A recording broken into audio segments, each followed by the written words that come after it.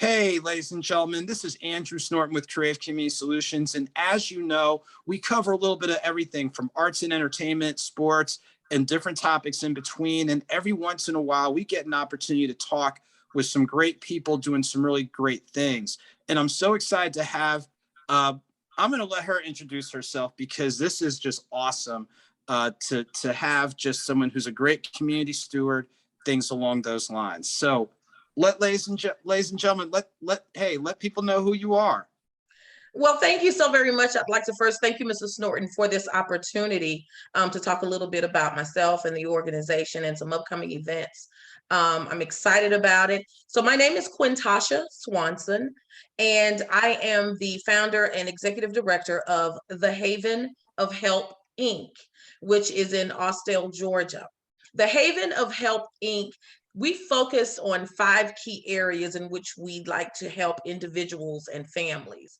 Those 5 areas are food, housing, clothing, transportation, and employment. And when we say individuals and families, we mean individuals and families. That includes children, men, women, you name it, young, old. We're here to help. Being a recipient of welfare and public housing in the past, myself, I definitely know how hard it is when you're out looking for resources and services to, help you on their journey towards self-sufficiency. I know how hard it can be sometimes to find the right kind of help, because a lot of times there's so many people and organizations out here saying that they want to help, but they're really in it for getting the numbers so that they can just keep the funds rolling in. And I get it, that's how operations and businesses work. However, you have to have a heart and a passion and a love for people when you really, really want to help people.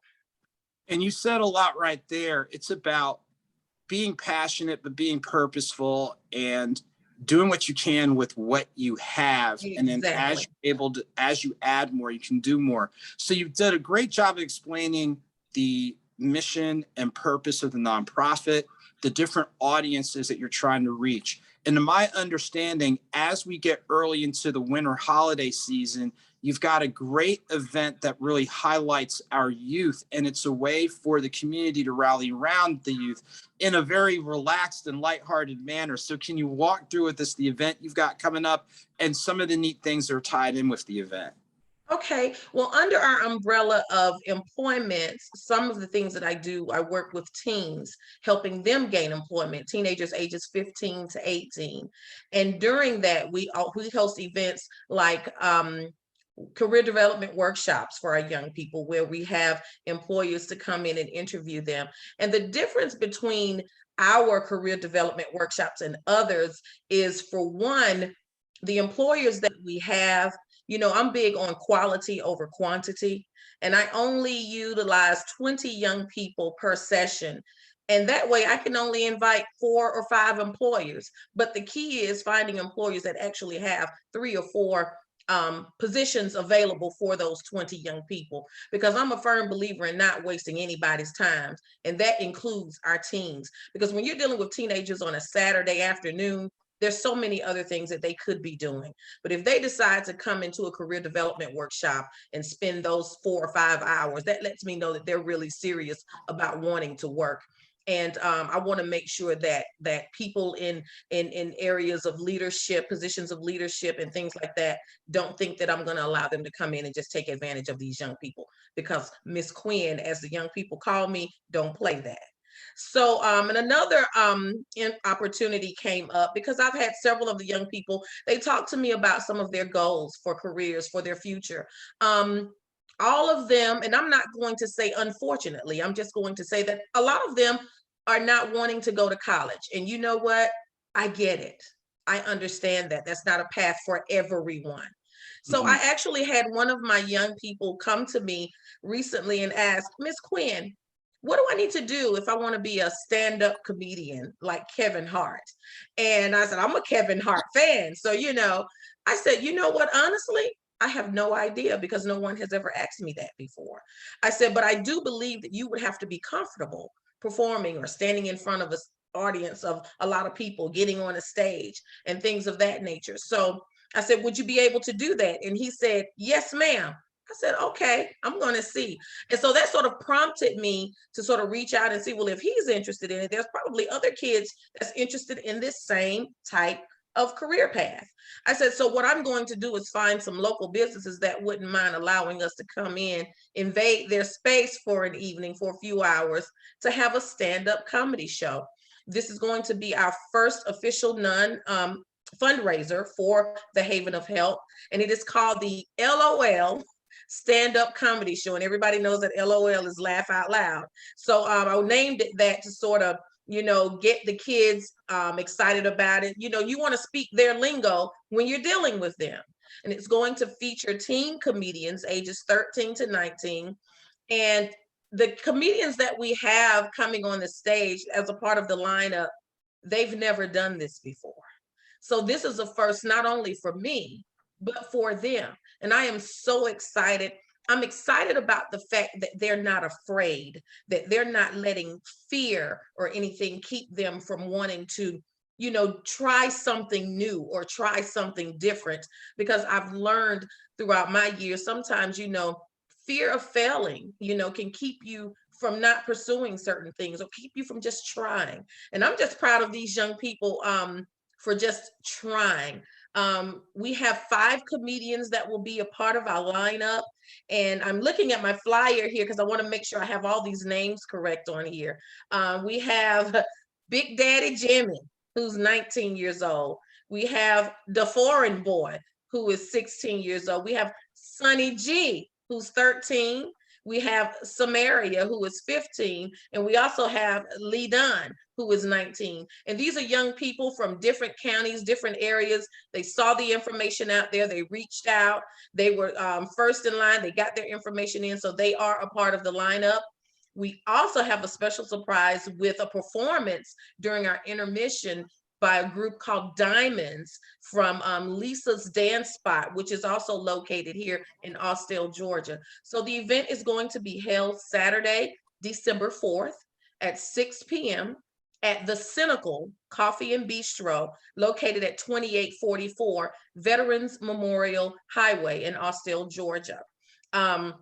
The entry fee is $10 to come in because, again, this is a fundraiser. However, kids 12 and under are free. If students were to attend, if they have their school ID, they get in half price for $5. So we definitely want to make this a family event, a community event. I've instructed the comedians to make sure they keep their material clean, so that we can, just have a good time. I'm so excited about it. Our MCs are Mrs. Demetria Strauss, who is the executive director of United Medical and Business Institute in College Park, and she is also a member of the Delta sorority.